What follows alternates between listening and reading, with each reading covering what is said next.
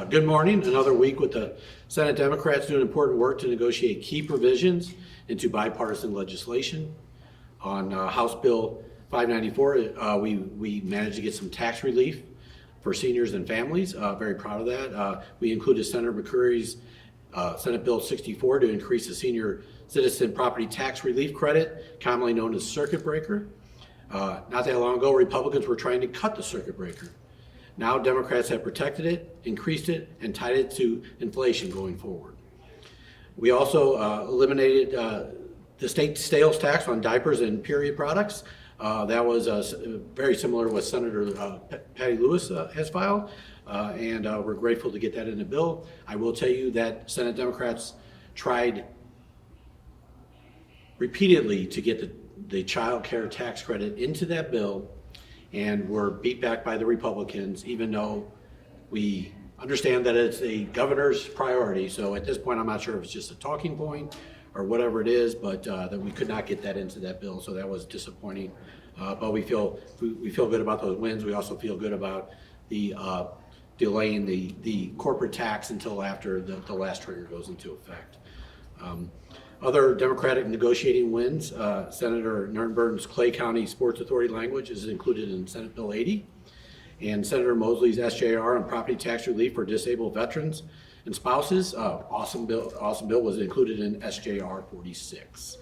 And if you have any questions as far as those items go, we have those sponsors here that they can talk about them. So, what are you looking forward to in the next? Looking forward to is a strong term.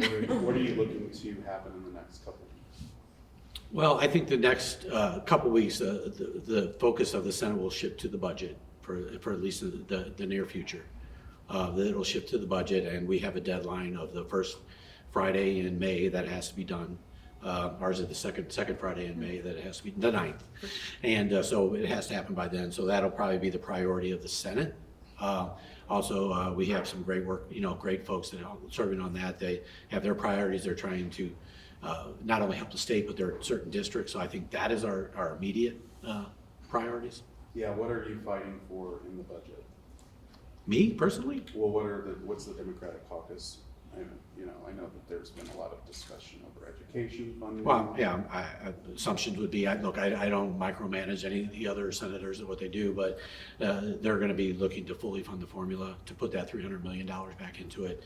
I would imagine they're trying to get that $50 million of taxpayer money out of the voucher program. I would imagine those are two priorities as far as statewide goes. I think they're also going to be looking at things in their district and areas where we have concerns to going forward of things that we normally as Democrats see as priorities of trying to fund those, whether it's the raises for some of our folks that work in our nursing homes, with our with some of our disabled veterans and all the other things that Democrats usually prioritize. Those will be the general things. I don't know specifically line items because I'm not on appropriations, and they do they do a great job. We have a great crew there. So. The open enrollment bill was in a Senate committee this morning. Is that something? Where does the Democratic Caucus stand on that?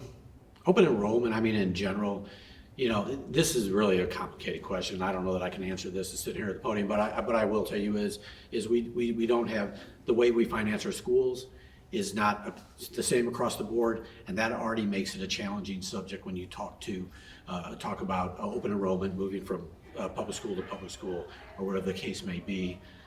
So in my area, quite frankly, where our schools are vastly locally funded, some of them are 90%, some of them are almost 95%, 80 in general, but in general, we're locally funded in my area.